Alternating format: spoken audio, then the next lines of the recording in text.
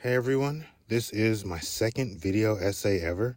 The first video essay I actually did was for a college class, and it didn't even make it to YouTube because, I don't know, YouTube is weird.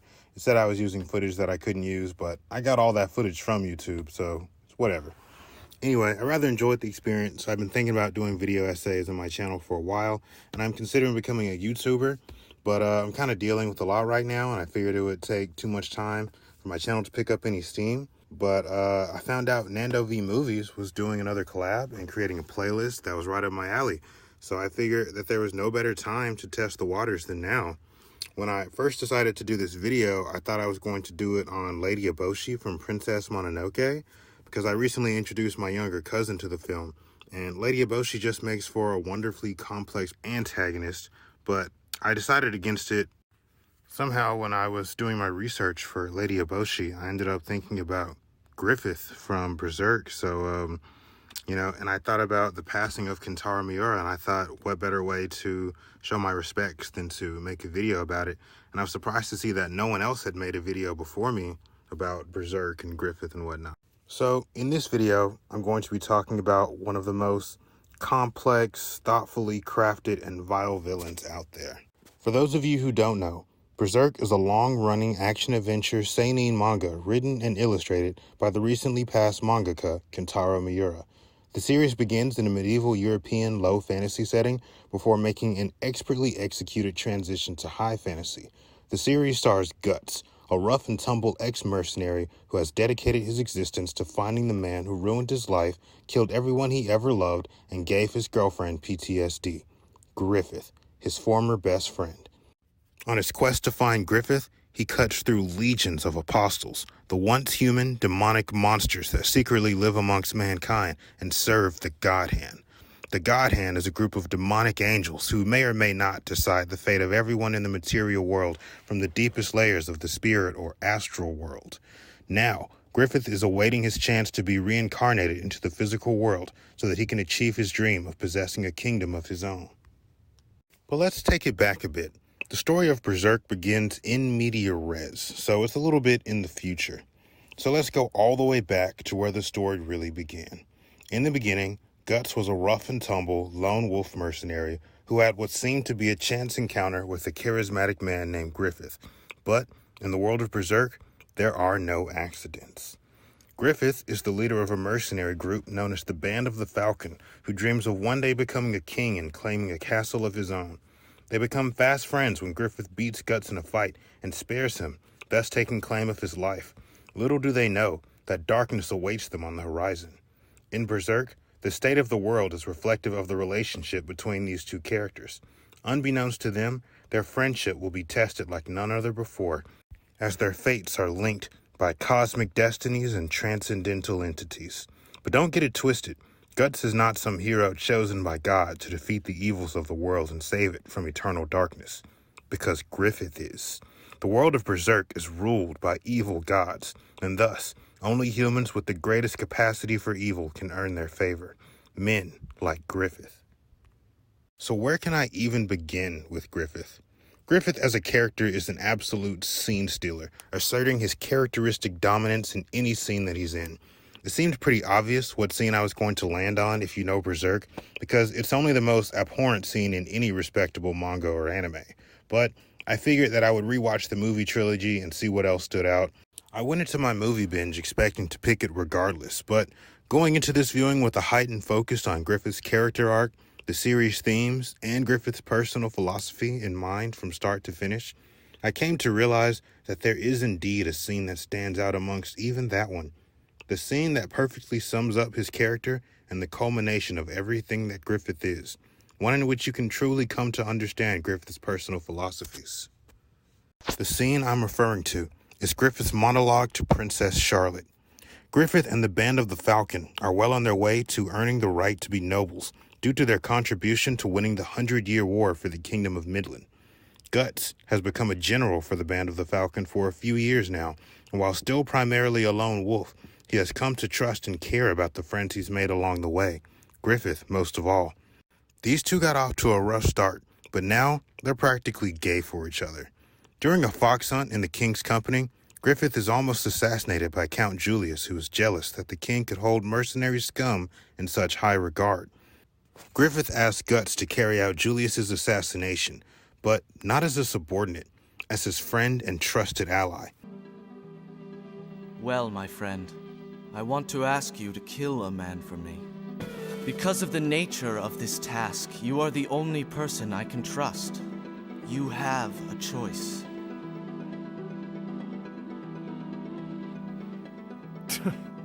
This is not like you.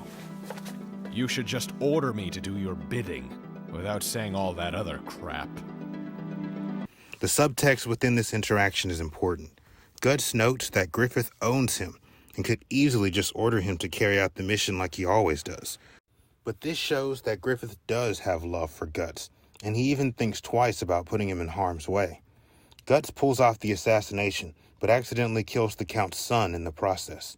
Wounded and emotionally scarred, he returns to Griffith to inform him of a job well done, but holds off as not to embarrass him in front of the princess. He overhears him monologuing to her about his dream. When Princess Charlotte mentions that she finds it endearing that he has so many friends willing to follow and sacrifice for him, Griffith retorts with the line that defines his character. They are my able soldiers, it's true. They are dedicated comrades who sacrifice themselves for my dream so that it might be real. But that does not make them friends. In my mind, a true friend never relies on another's dream.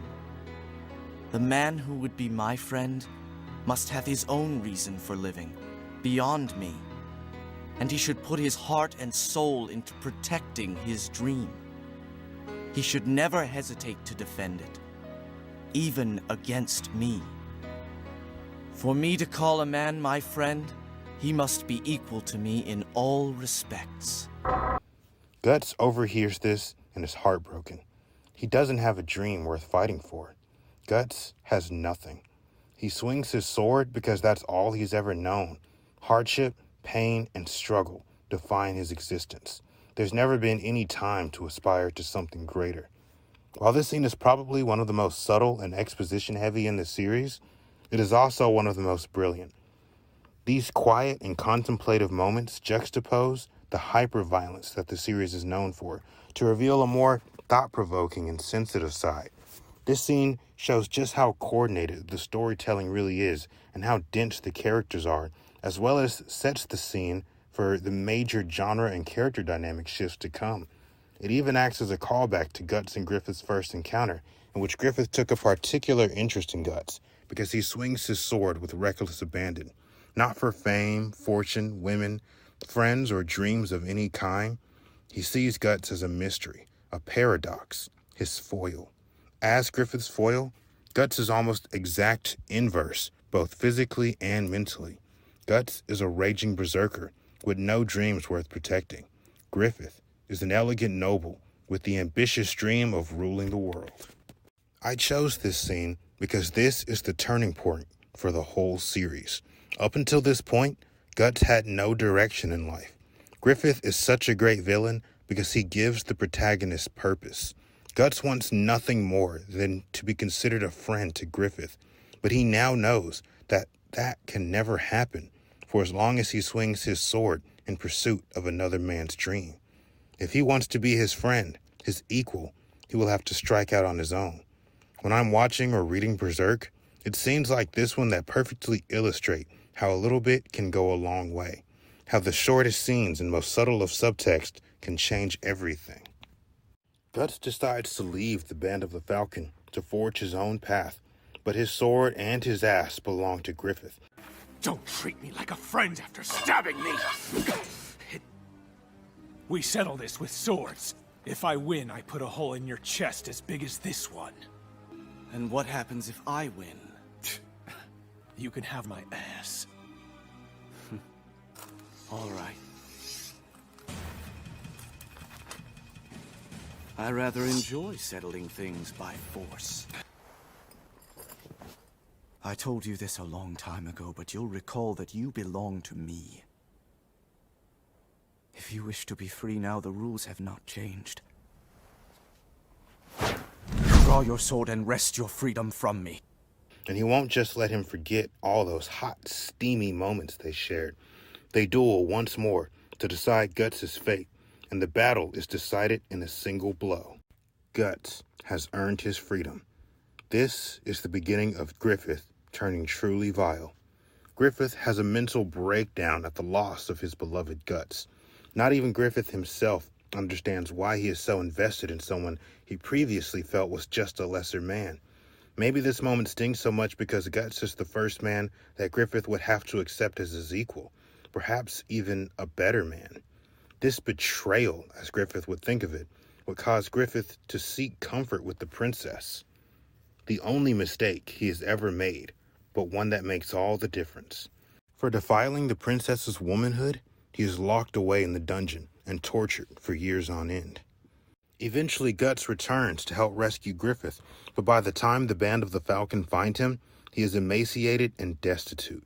He will never speak, walk, or swing a sword ever again. His dream is effectively dead in the water. The first thing he does when seeing Guts again is attempt to strangle him.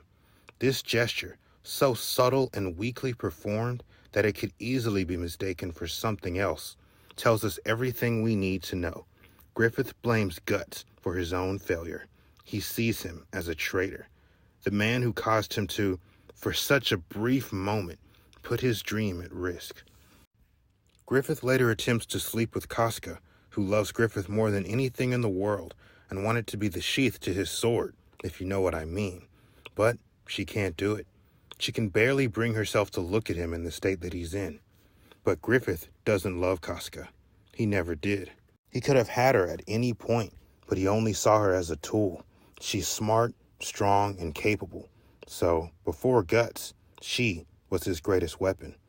Guts and Casca bond in their mutual grief and grow to love one another, but Griffith is having none of it, so he runs off and attempts to kill himself.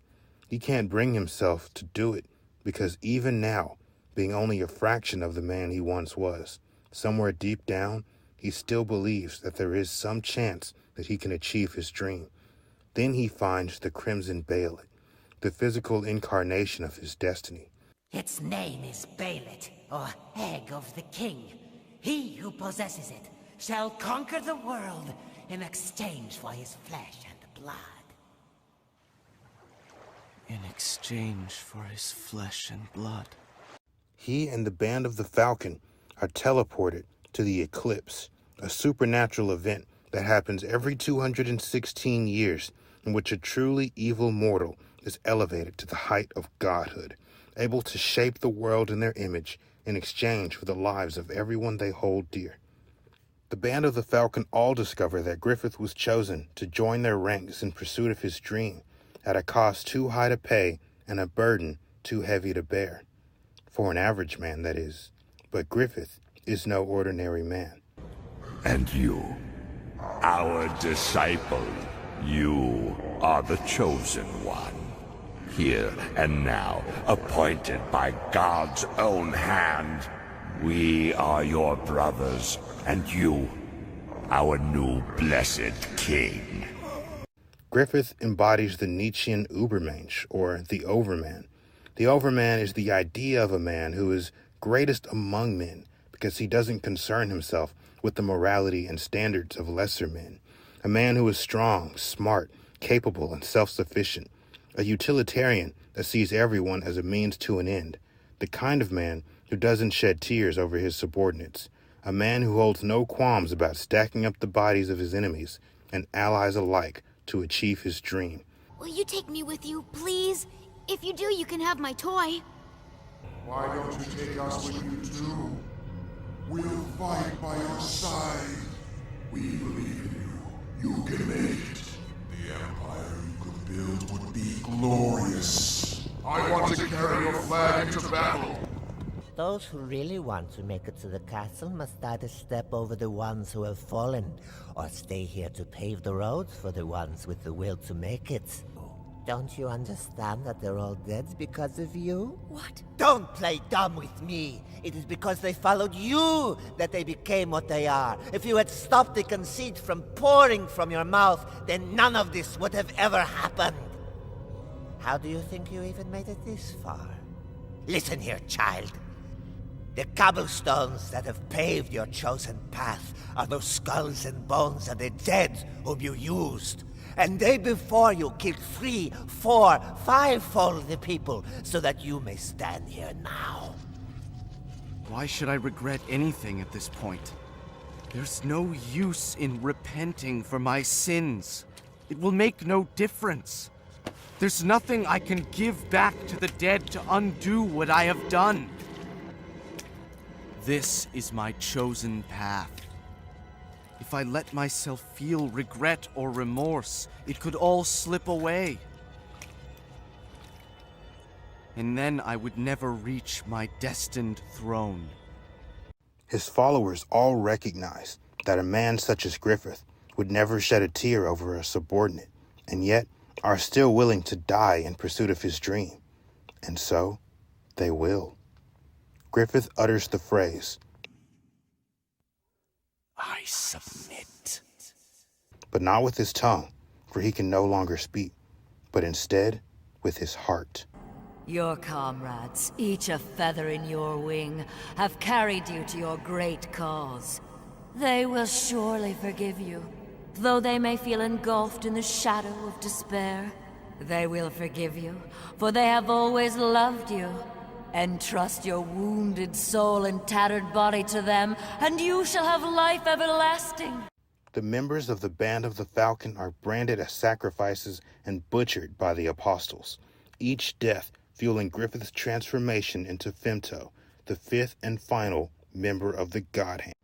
Guts is not ready to believe that someone he loved and defended, a man he could finally claim to be equal to, his friend, whose respect he fought and killed for, could betray him and the others. Griffith, as the newly born Femto with newfound power over gravity, space, and destiny, decides to make himself wholly clear in his hatred for Guts by violating Casca in front of him, helpless to do a thing about it. They manage to survive and escape the eclipse with the help of the mysterious Skull Knight, but likely only because Griffith hesitated to kill him. Even now, having sacrificed him in his heart, he still hesitates to kill his only friend. In the aftermath of the eclipse, Guts awakens with one less eye in hand. Casca is so traumatized that she doesn't even remember him, or anything that happened during the eclipse, or anything at all, not even who she is. She has regressed to a childlike state of mind. The both of them have been branded with the dark sign. Brand of sacrifice, which attracts evil spirits and entities and allows them to interact with spectral beings who often hunger for their flesh. They will never again know happiness or peace. Now Guts has a dream worth fighting for, a dead Griffith and a quiet life with the woman he loves. And that catches you up to speed on just the beginning of the manga. There are lots of things in store for them on their journey. In the world of Berserk, it is unclear if mankind is capable of free will. It is heavily implied that every act of free will serves the purpose of a greater transcendental entity, and that nearly everything is decided beforehand. Now Griffith is that deciding force, and he intends to turn the entire world into his personal dream world. Thanks for watching my video. I don't know, what am I supposed to say now? I'm just really glad, that anybody who watches this watched it. It's my second video ever. I'm still getting used to video editing, sound editing, stuff like that.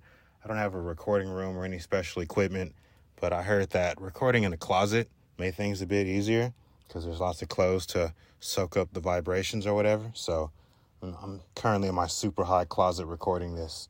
So, hopefully you guys like it. And if you do, maybe I'll make some more videos. I'm even thinking that I might make another villainous scene with Lady Eboshi. So we'll see how that goes.